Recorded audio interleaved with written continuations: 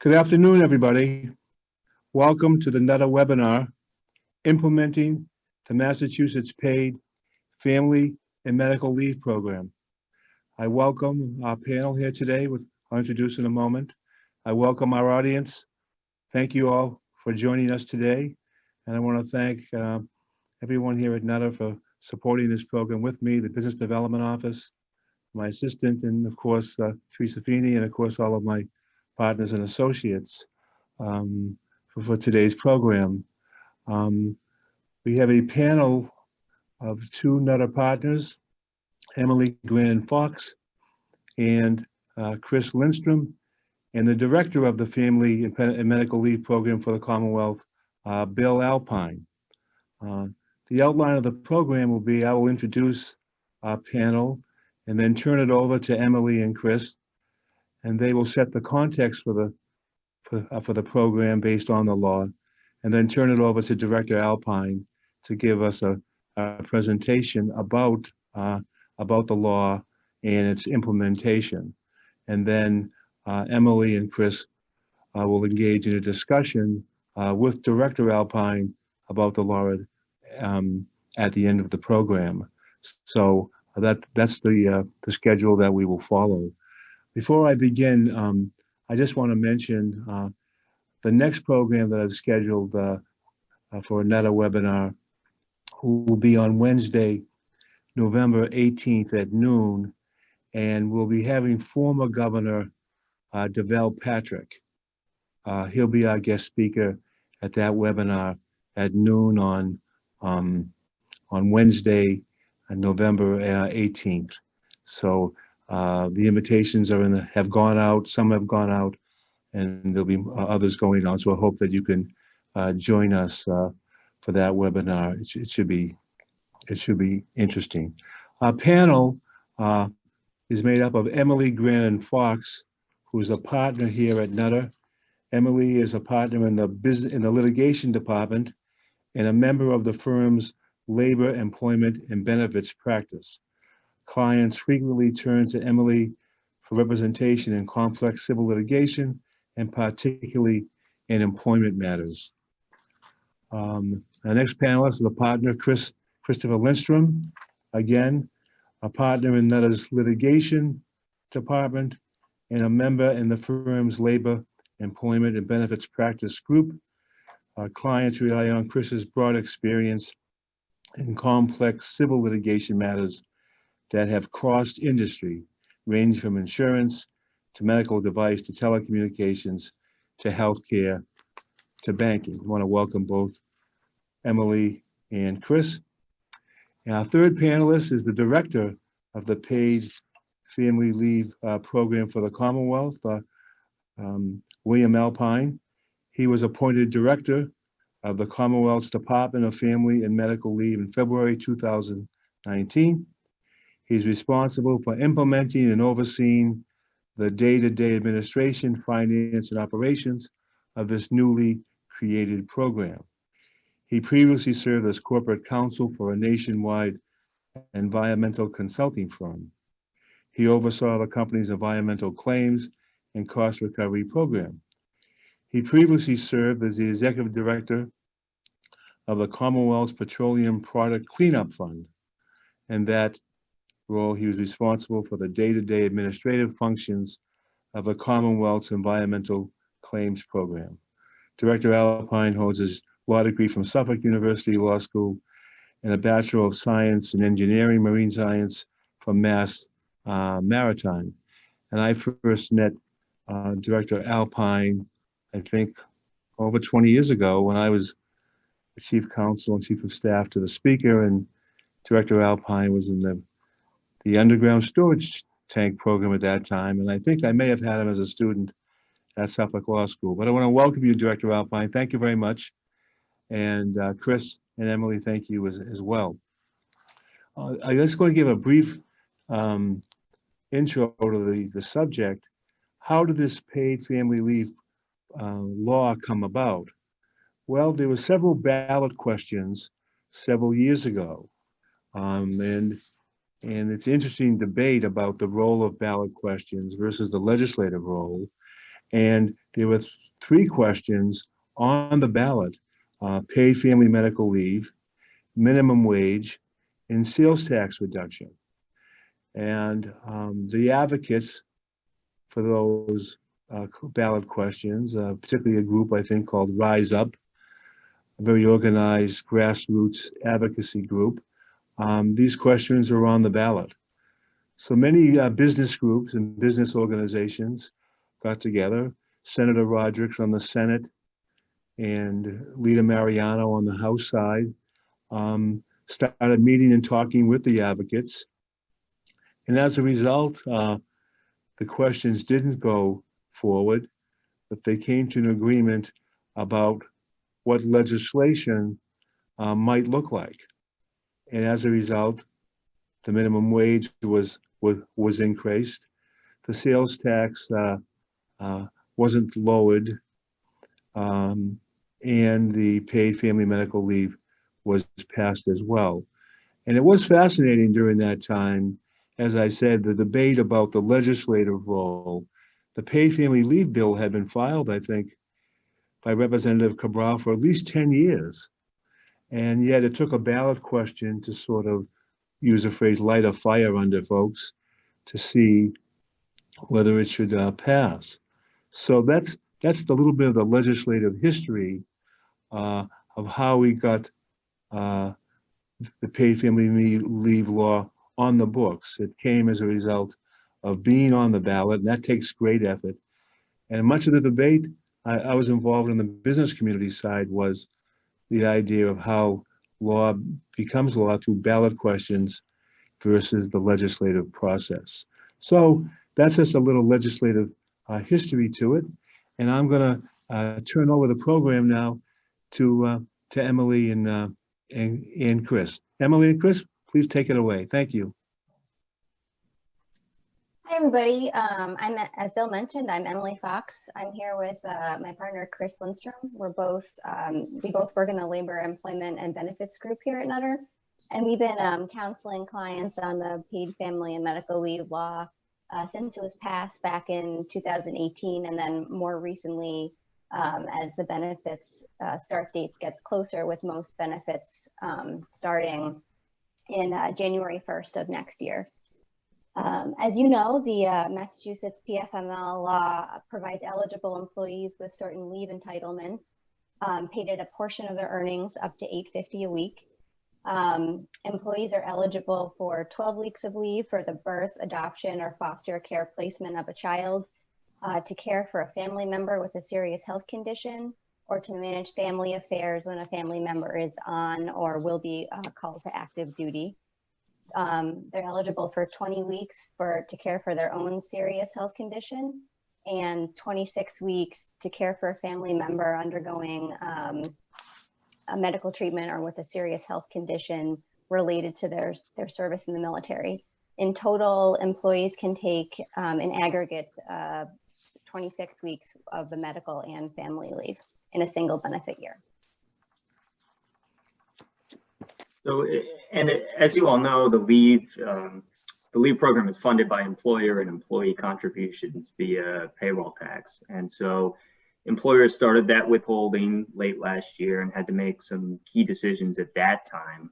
Importantly, whether to apply for a private plan exemption, how to structure their entire program. But now that there've been the contributions for a while, we now have, in 2 months, employees will start to become eligible for most of the medical and family leave benefits. And I've found that with the COVID crisis, I've observed that a lot of employers have understandably put the PFML on a bit of a back burner, dealing with Families First Coronavirus Act measures, and not to mention every other aspect of the workplace and life that COVID has struck. So, but now is a good time to come back to consider the implications again as with respect to the PFML and review and update existing policies. And so it's kind of the perfect time for Director Alpine to come and speak with us. And also importantly, in case anyone missed it, the Paid Family Leave Office made a few key clarifications in the final regulations over this past summer. And so I know Director Alpine's going to touch on some of those. Some of the key ones I found interesting and very helpful are with respect to, whether private plans can cover only some of your employees or whether they have to cover all employees. Also, the requirement that an employee has to provide notice to the employer first should be helpful in terms of starting the entire process. And finally, another one, which I'm sure I know that a lot of employers out there have questions about, is the interplay with separate private parental leave banks. So not where the employer takes on the exemption is in the PFML program, but has kind of either top-off policies or other parental leave policies. And the new regs discussed seeking reimbursement from the contributions for having that separate leave bank. So, but overall, I find that employers are really trying to figure out what their role in the process will be, whether it'll be similar to kind of an unemployment setup or workers' compensation, or whether there's a different role envisioned with respect to what they're going to do. So with that, I'm going to turn it over to Bill, Director Alpine.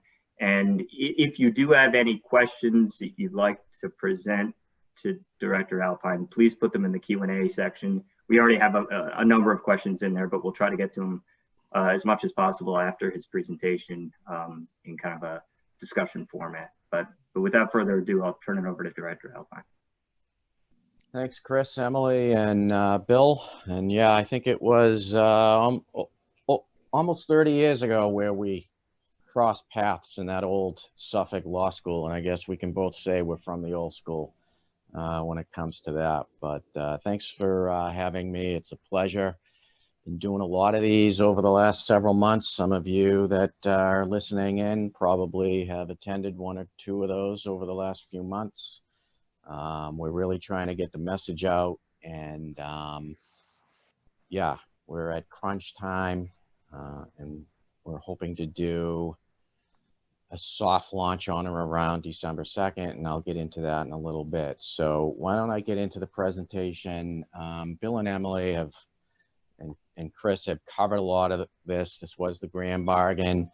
As Bill mentioned, there were 3 components to that, this being one of them within that grand bargain. Chapter 175 was created, and so too was the Department of Family and Medical Leave and my position as director. We can go to the next slide. Here's some basic timeline information. You know, as we've said, the law was passed in July of 2018. There was a number of statutory mandated deadlines that we had to adhere to, namely that we needed to promulgate final regulations in July of 2019. For those of you that have been involved with this program from the outset, you know, early on we did a lot of outreach. We did a lot of informal listening sessions to our very first draft of the regulations. We concluded those around February and March of 2019. And then we went right into the public requirements with the Secretary of State's for public hearings. And we promulgated that first set of regulations in July of 2019. Contributions were also supposed to go into effect on July 1st of 2019. However, there was a lot of outpouring of concern, and as a result, the legislature extended that until October of 2019, which was certainly beneficial to our operation, and it gave us a little more time to catch up and get our systems in place with the Department of Revenue. We had continued to do our outreach over the last year, and as we continued to do outreach, we heard and we learned along the way that the regulations that we thought were complete were not as complete as we wanted. There was a lot of still concerns from the regulated community and the stakeholder industry. And so we began to look at the regulations at the end of last year with the hope of doing kind of the same outreach that we did the first year of the program, where we had about a dozen informal listening sessions. And lo and behold, our lives changed. COVID hit, and we were kind of on a fast track at that point. A lot of things get put on the back burner as people were working on other things more pressing, such as COVID. So we weren't really able to do the outreach that we wanted to do, and as a result, we were only able to do one public hearing. We did that in the spring, and we promulgated our regulations, our second set, in July of this year. We've also, a couple other things, even though they weren't statutorily mandated, we opened up a call center on September 9th. I'll have the phone number for that. Previously, we were taking in questions to our website, but we knew all along that we wanted to have a call center. And so we went live with that in September, more for just preliminary question and answer testing capabilities. But that call center is going to become much more involved as we get into the claims process. A lot of the claims issues that are going to be encountered are going to be dealt with through that call center. As I mentioned, we wanted to do a soft launch this December. The objective there is to try to get an understanding of our systems, go through the process of how a claim is ultimately adjudicated. Again, it's our hope that we will go with a soft launch in December. A lot of things on the system development are still up in the air right now, but we're still aiming for that deadline. But the soft launch will be solely and exclusively related to bonding claims, claims to bond with a child within 12 months after birth or adoption of foster care. So we've narrowed the population of claims, and if all goes well, we'll have a pretty good learning experience, and as well as the regulated community will have the opportunity to reach out to us and see the status of their claim throughout the process. And again, of course, full launch is January 1st, 2021. I'll get into what that really means on the next slide. So when we say full launch, we're saying that that's what goes into effect statutorily on January 1st, 2021. I think we've discussed a few of these already. Bonding goes into effect on January 1st, 2021. And even though we're opening up the claim process for those in December, we'll still be holding off and probably issuing the official determination sometime around January, with the checks to be cut with the waiting period probably around the 15th of January.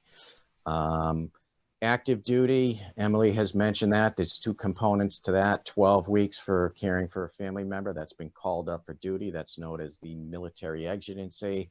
And then there's 26 weeks for caring for a family member that's been injured in the line of duty. And there's 20 weeks also for an individual employee to tend to their own medical needs through a serious health condition. Caring, or the family leave, as we call it, is up to 12 weeks as well. However, unlike all the other ones where it goes into effect on January 1st, that one goes into effect on July 1st of 2021. Why the legislature staggered it that way, I really have no idea, but that's just the way it is, and that's really our second launch period. So I think we touched on this a bit, but I'll go into a little more details. Most employers are covered by the state fund. I believe there's approximately 225,000 employers in the Commonwealth. And most of those employers are taking part in the state fund. However, the statute allows employers that have an equal or better plan to opt out, file for a private plan exemption. There's two types of exemptions. There's the self-insured exemption, where an employer funds their own account and maintains it. In that particular case, the employer is required to come up with a bond that's determined by my staff every year. And then there's the fully insured process for exemptions, where employers can reach out and hire private carriers to administer their claims. All told, we have close to 4,000 employers that have filed for an exemption. Numbers I received last week were that it covers around 1 million employees, 1,000,001. And all told, I believe there's about 3.2 million employees in the Commonwealth. So as you can see, even though we don't have a lot of exemptions by the employer level, from an employee standpoint, the data appears to suggest that about 1/3 of the employees in the Commonwealth are covered under a private plan. Obviously, this has impacts not only on revenue, because that's revenue that's not coming in through contributions, but it also means that we're not paying out claims either. So there's a little imbalance. Obviously, we would be receiving more in contributions than we would be conceivably paying out in claims. But there is a tipping point there where things start to even out, but it's more related to those larger employers. So the renewal deadlines, we established the self-insured deadline as September 30th. We've had about 450 of those that were approved last year. I think around 400 or so have renewed. There's about 50 that haven't. We're pursuing getting the renewals there for those employers. If they don't renew, then they will be responsible to remit contributions back to the trust fund beginning from October 1st of 2019. As far as the fully insureds, we have been working with the Division of Insurance, putting together an insurance template that employers and carriers can use. They have one form, they submit it to the Division of Insurance for approval, and then they can market that to their individual clients, whether it be a family or medical or both type of plan. Because of us working with the DOI, there's some deadlines that we needed to extend, and we did that in this particular area. And we've extended the renewal deadline for fully insured private plans until December 31st of this year. DOI, as I understand it, is still reviewing private plans. I'm not aware of any that have been approved as of yet, but we anticipate that to be shortly. The exemption process is done through Mass Tax Connect. And as I said, we will be getting a lot of 3,400 or so applications when we go to the renewal process for December 31st. Contributions are going to be owed in that case as well. If you fail to renew or don't want to come back, you want to come back to the state fund, you're going to owe contributions. We're not in charge of the contributions as far as collections. That's DOR. Contributions are remitted through Mass Tax Connect, and they will be handling the collections efforts. As soon as someone tells us they won't be renewing, they will go into a collection mode. I believe DOR is going to be looking at the wage data that was filed by those employers over the last year, and then making an estimate as to what they owe. Included within that is interest and possible penalties. The department has the ability to waive penalties, but not interest. Go to the next slide. Yeah, okay, so each one of these processes has what we call the self-employed exemption, in the self-insured exemption document, or the private insured exemption document.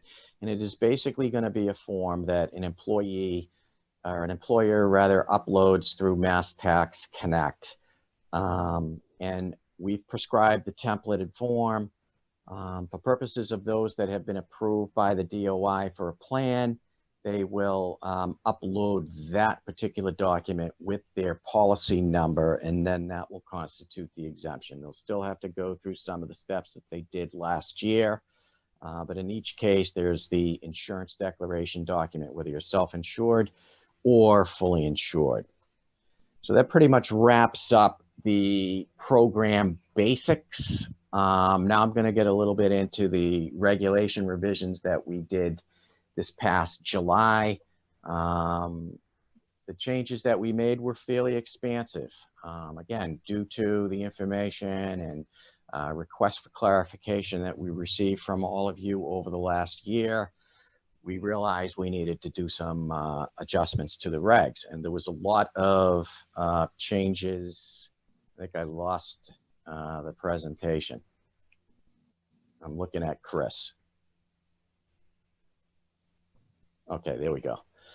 So we made a lot of changes, particularly around definitions. We came up with a new definition called accrued paid leave. That's in essence a definition that describes the type of leave that's provided to an employee by an employer: vacation, personal, sick. And the significance of that is, and it gets to this in latter parts of the regulations, is that an employee cannot supplement their DFML benefit with accrued paid leave provided by their employer. So that's the significance of that deadline, that definition. That is a big one. And I know that we have received a lot of questions over that over the last couple of months. Active duty, we've made it a requirement that it's a foreign country deployment. There was some clarification that we took right from FMLA for that. We've come out with some new definitions like average weekly wage and average working week. They're more related to employees that might have multiple employers. We've clarified the base period. Continuing treatment by a healthcare provider. We've also added in the fact that an employee can have continuing treatment by a healthcare provider for appointments that they have through telehealth. And that was something that we learned from COVID, and we brought that into the regs. We also came up with a definition of extended illness leave bank. That too has consequences if it's used.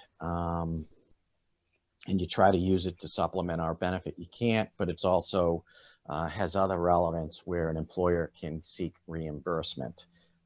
That's an allowable form of a plan to seek reimbursement, but there are obviously caveats to that. Go to the next slide. The financial eligibility test, again, we've tried to clarify that and expand it for employees that have multiple employers. Intermittent leave, another one of our challenge areas. We reestablished that definition, or redefined it to be 15-minute increments that the department will pay in. We won't pay in anything less than 15-minute increments. And we won't accept claims that are less than 8 hours of accumulated time, unless, of course, there's 30 days that's lapsed since the initial taking of intermittent leave. I will say that we're coming out with further guidance on this particular issue. It's in final form. We're just trying to work some bugs out with our call center because we realize it'll generate a lot of questions. One of the things that we're coming out with is that the minimum increment that an employer can have for intermittent leave is 24 consecutive hours. And we felt we received a lot of questions on that post regulatory adoption. And that's what we're hopefully coming out with for purposes of sub-regulatory guidance. Job protected leave is a term that's referenced in the statute, but yet we didn't really have much guidance as to what it meant. And as we started doing our road shows over the last year or so, we realized that employers were concerned about what it really means when it goes into effect. And the basic premise behind the job protected leave is that an employer that takes an adverse action within 6 months of an employee taking leave or while they're out on leave shall be subject to a presumption of retaliation that can only be overcome by clear and convincing evidence. It's a pretty high standard. There's really 3 components to job protection in the statute under Section 9. Basically, it's an employer that takes an adverse action in connection with an employee taking or exercising a right under 175M. But the big one is the third component, 9C, which is that automatic presumption of retaliation that I've mentioned. So That's where we clarified and added this definition to say that job protected leave for purposes of, in essence, the 9C effect begins when the employee first commences the taking of leave. It's not to say that an employer could not be subject to a cause of action from an employee for an employee giving notice of their desire to take leave. That would not rise to the automatic presumption level, but nonetheless, it still could be a cause of action for retaliation. We don't, as the department, hear these cases. These are cases that go right to court. Next slide, please. So a couple of other areas that we made changes to in the headers of the regulations in certain sections. We clarified it to be actions by the department, benefits paid by the department, things like that, where we intended it to help insurance carriers to know that these are things that we're going to be looking at as the department, while employers with private plans can also look to those same provisions. Again, the standard is as long as it's greater or better, they can exercise a different option if they wish. For example, the financial eligibility test. We had a lot of questions from employers with private plans as to whether or not the department would provide them with wage data that we verify a claim in our program from the DOR. And the answer is no, due to confidentiality purposes. But we clarified in the regulations that an employer that has a private plan, that employer can, if they wish, conduct a financial eligibility test analysis with that employee. But we're going to leave that really to the discretion of the employer. And obviously it can't be devoid of how the statute is written and the regulations are promulgated. A couple of other things, as I said, we clarified their financial eligibility issue and leave benefits. We also did some clarifying with respect to who owns a claim when an employer switches from a private plan back to the state plan and vice versa. And what we basically said is that at the time of the application, whatever plan is in effect at that time will own that claim throughout the life of the claim. We've also clarified the 26-week rule that applies to former employees. The law says that former employees can apply for benefits up to 26 weeks after separation. For purposes of private plans, we've clarified what that means. If an employee, for example, is still unemployed at the time they're applying for benefits, they go back to the employer or the plan that was in effect with the employer when they were working. Similarly, if they regain employment, the new employer or the plan that is in the hands of the new employer owns that particular claim. That could be the department, it could be a private exemption plan holder. We've also clarified some things related to when an employee on a private plan is eligible, and we're basically saying that when employees change jobs, if there's a private plan that they're going to, that new plan owns that coverage on the day that they're hired. So these were areas, particularly in the exemption process, that we received a lot of questions on. Hopefully it has allayed a lot of the concerns that carriers and employers had. We realize that we can't satisfy everyone, but we've made a good attempt to try to do so.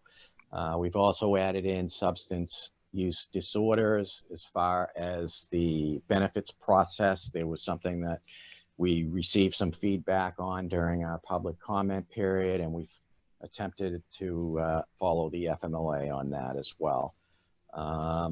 We've also added in that if you are applying for intermittent leave, there's going to be a recertification process that circumstances haven't changed every time that you apply for benefits. And again, it's not weekly, it's every time you apply for benefits. So if you use an hour a month, it's at that 8-hour mark that you would do that recert.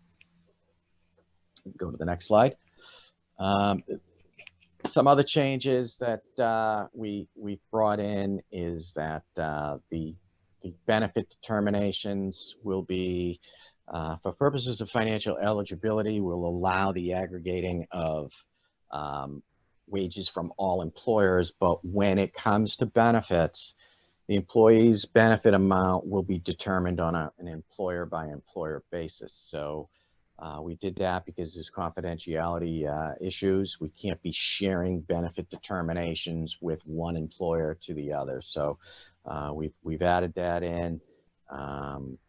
We've also clarified situations where an employer is entitled to reimbursement. Again, the statute, one of the other things that the statute did, along with allowing for an exemption process, it was that it allowed a reimbursement process. And that's something that we have been struggling with for a long time, whether that was intentional or whether or not it was language that was carried over from earlier ballot question text that may not have been removed, but it nonetheless was in the statute and we had to deal with it.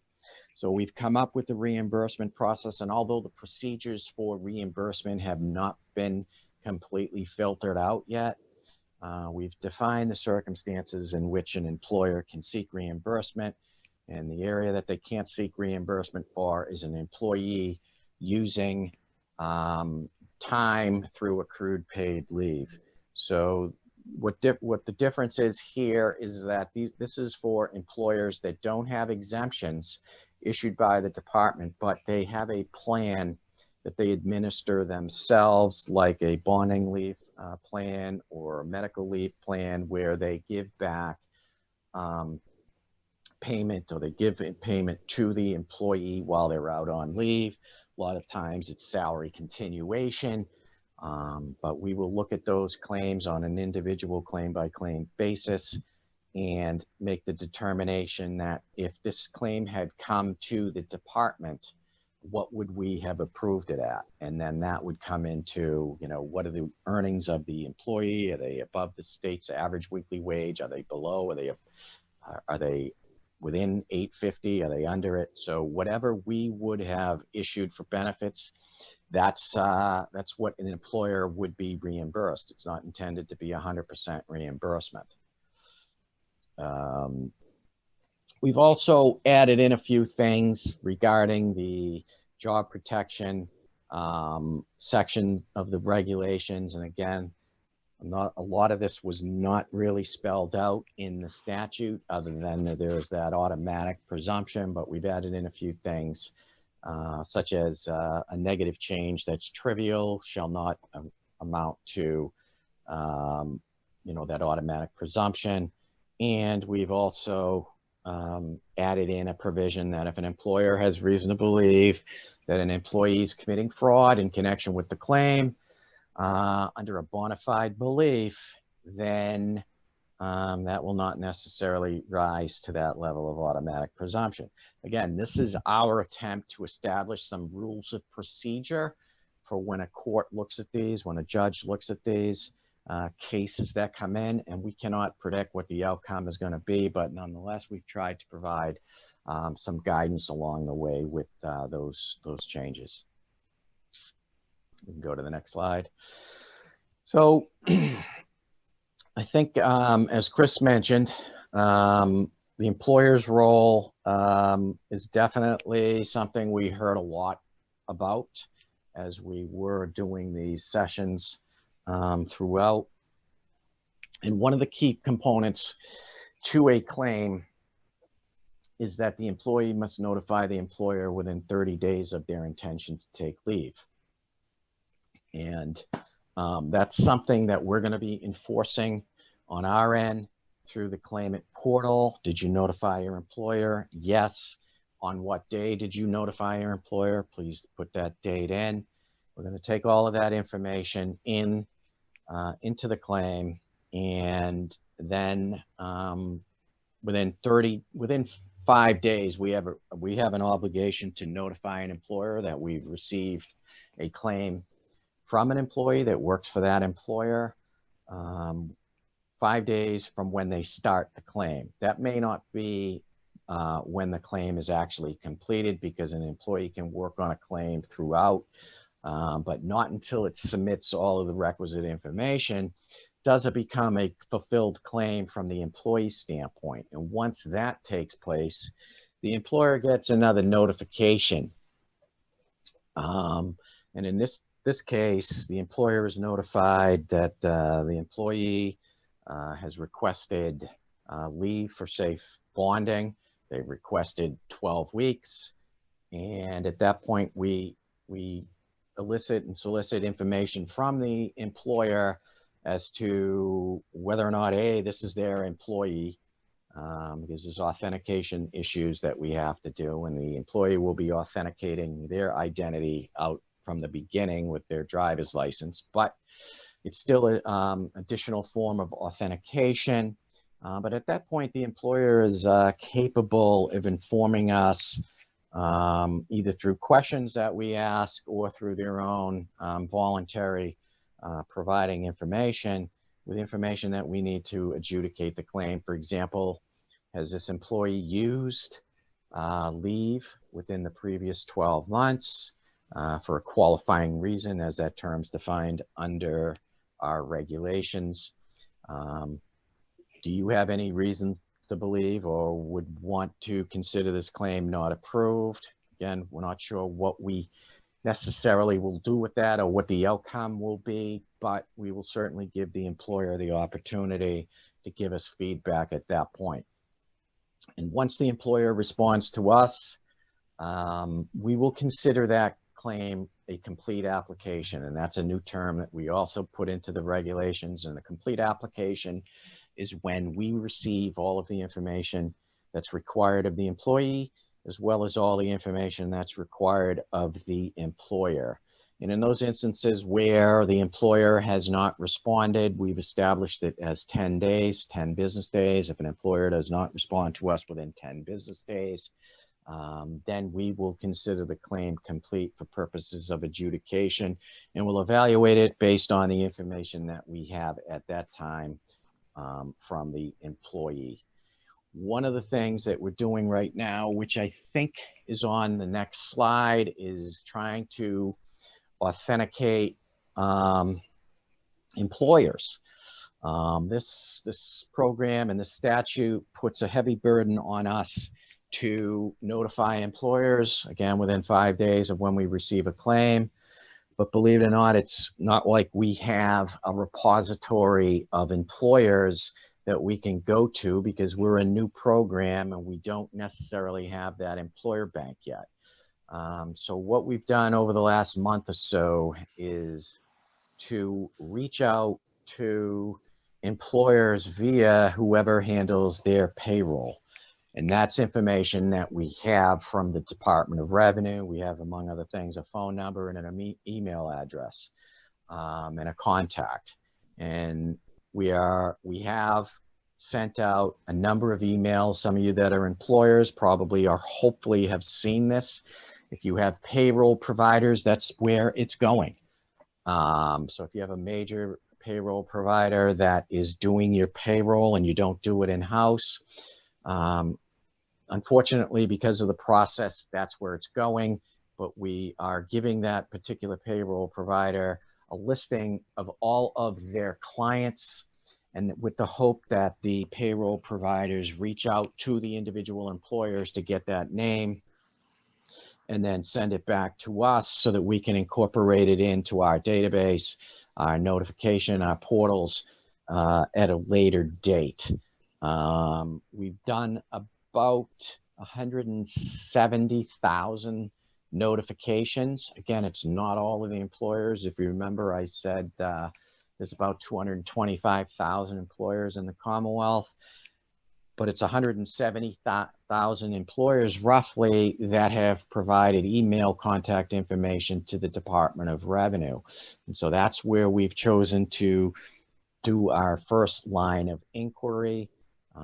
Hopefully, employers are getting requests either from their payroll department, human resources to payroll, or they're getting something from their payroll provider and they're providing us with that leave administrator contact. This is going to be very critical to our success, to the success of the employer program. So I would urge you that if you are an employer and you haven't heard from us yet, please reach out to us, and I'll give you the number for the contact center. We have our customer engagement team that's been working on this. We're doing emails. We thought that we were going to have to shut this down on Friday if we had not heard from you, but I think we're able to extend it for a couple of more weeks. The reason why we've had to establish a deadline in receiving this information is that we have to shut off all of our development at that point, consider the product live for purposes of testing. There will be an opportunity once we do go live again, December 2nd or whatever that soft launch period ends up being. And at that point, employers can go in and register themselves with an account. So if you haven't heard from us, I can only impress upon you, please reach out to us, help get the message out with that.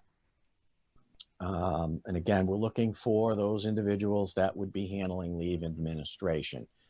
And again, this is probably information that I've already covered. But as I said, if you missed the deadline, whatever it is, October 31st, or hopefully it's November 15th or there too, you can do it again. But at that point, it's crunch time, and we're going to probably be reaching out to the same payroll providers and payroll information that we had first go around. I know this isn't the best way, and it's probably not getting all of the employers that we need, but it's the only information that we had from a complete mailing list. You can go to the next slide.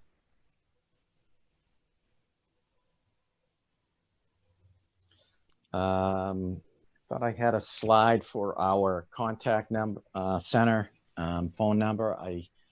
Let me just see if I have it. I can probably give it to you. Yes, here it is. It's not on that slide, but the number for the contact center is 617-466-3950, 617-466-3950. That is the Department of Revenue Contact Center.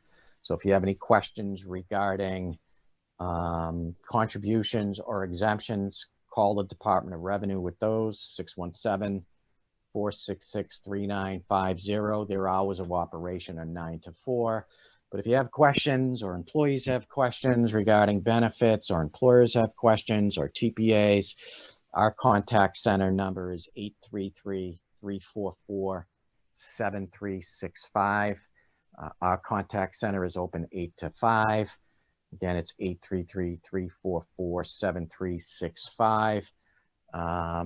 We have 4 key components to our claims adjudication system. The call center, which I've already mentioned, that's really on the back end. We have a claims software system that will be doing the automated adjudication to the extent that that can be done. And we also have someone developing our portals.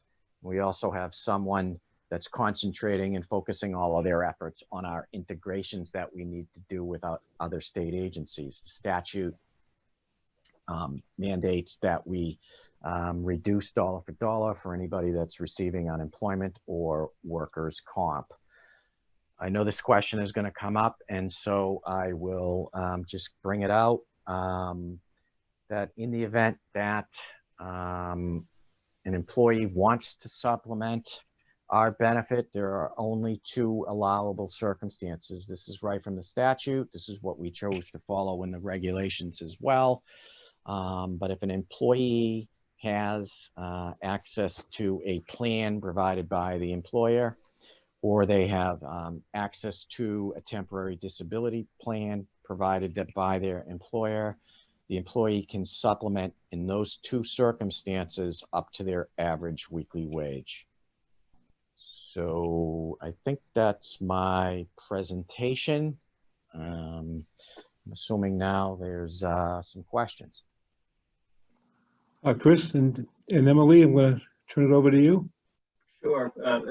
Bill, just to follow up on the point you just made about supplement, because we get a ton of questions about topping off benefits through, a PTO plan or whatnot.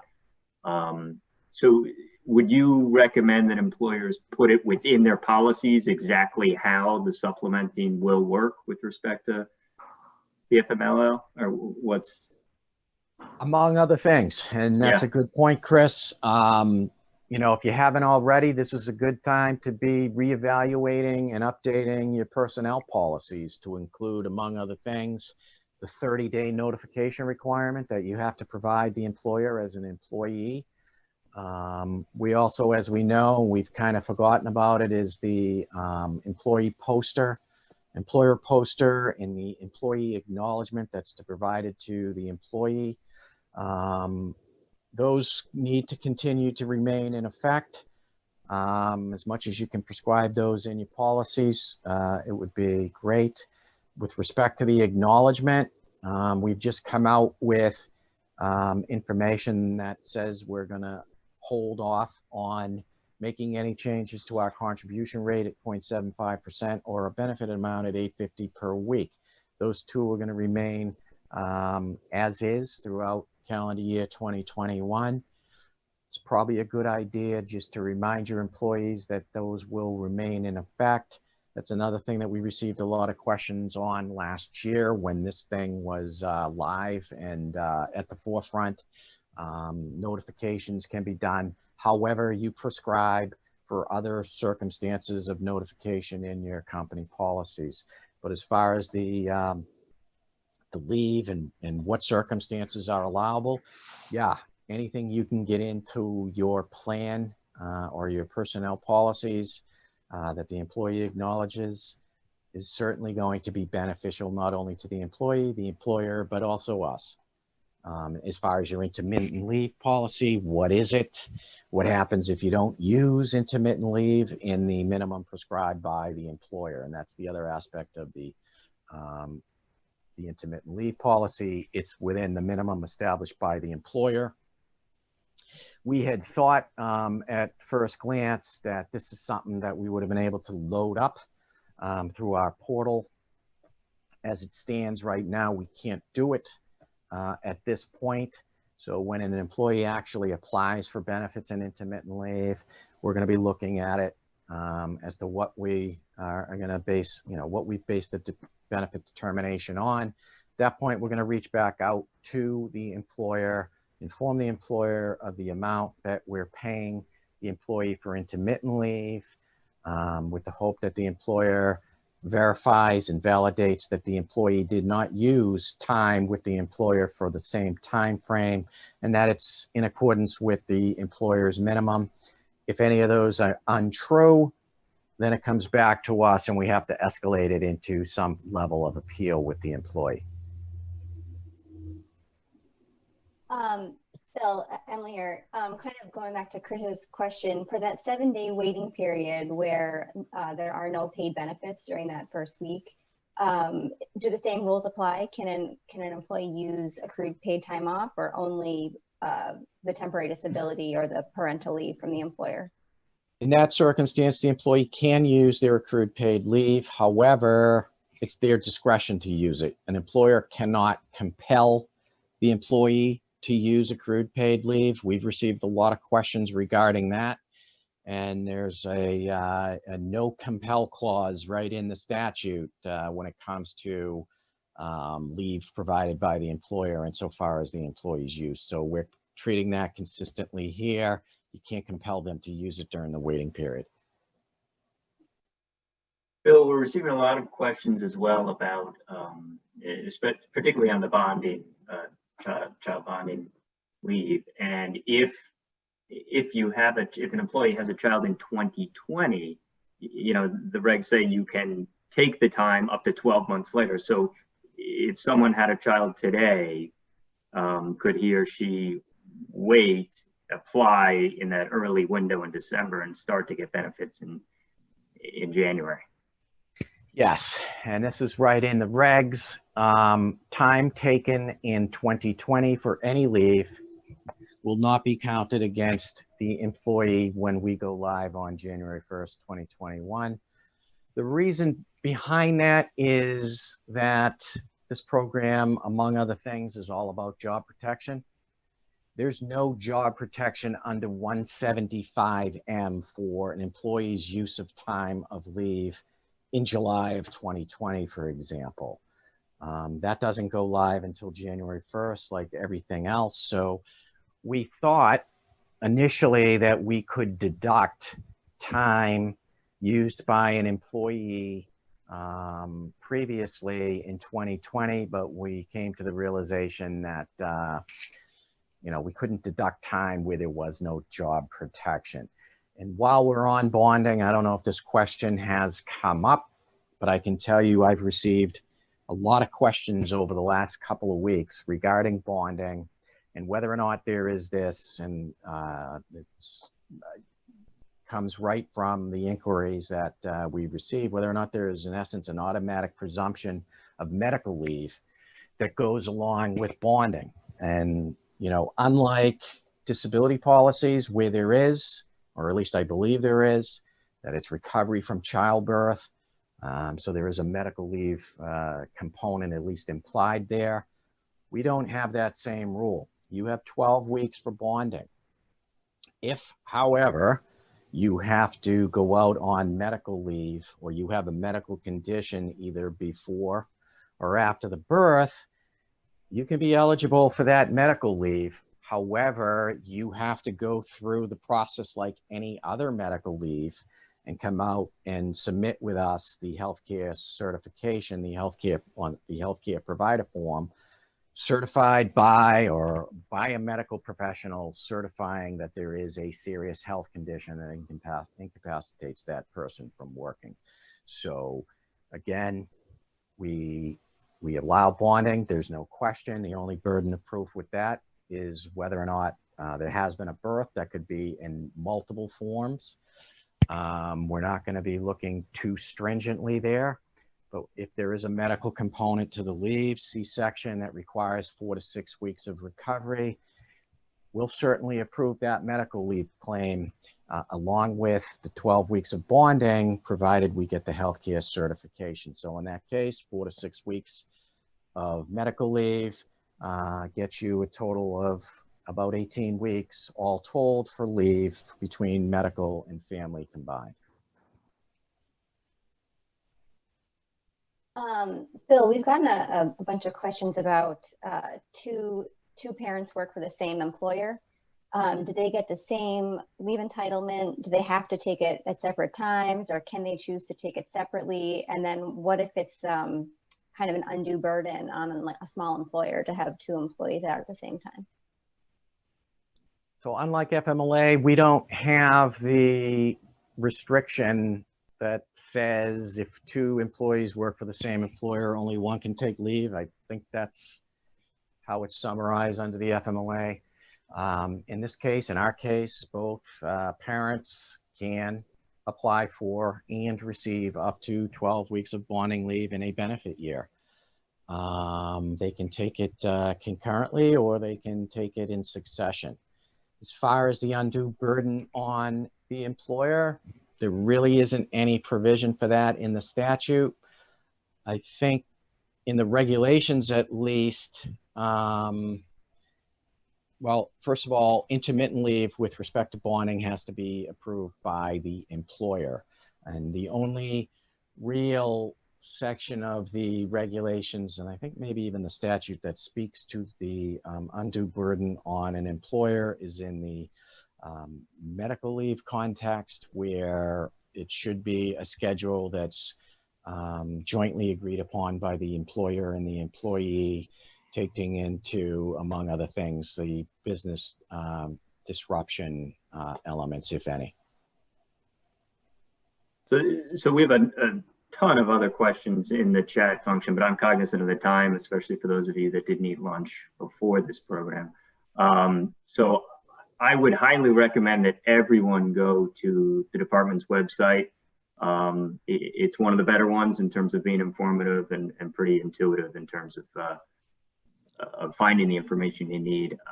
I don't know if Bill, Alpine, I don't know if you have any final thoughts for people. Otherwise, I'll turn it back over to Bill Kennedy. And again, we will send out the slides, and as well, some of these great questions in the chat, in the Q&A function, we will maybe try, as Nutter will try to put together a kind of a Q&A advisory for people to, because some of them are some great questions we didn't get to. Yeah, Chris, no, definitely go to the website, definitely go to the call center. And if you haven't registered for our newsletter via our website, please do so. That is where we're going to be doing at least the first line of notifications. I can tell you right now, I have a bunch of policy questions that will be coming out, I hope within a week, that clarifies a number of areas of the regulations, private plans. So if you haven't registered, I'd urge you to do that. And please, if you haven't filled out your leave administrator form or heard that it's out there, please do so. Thank you, Director Alpine. Thank you very much. Chris, I want to thank you for participating today. Thank you very much. And Emily, thank you as well for taking time and participating with us and responding to the questions and making the presentation. Director, thank you as always for your kindness and friendship, and we're very grateful for you making yourself available today to engage in this discussion about the program. Thank you very much, and best wishes to you and your family and to all your colleagues there in the department. Thank you. Thank you. My pleasure. Thank you.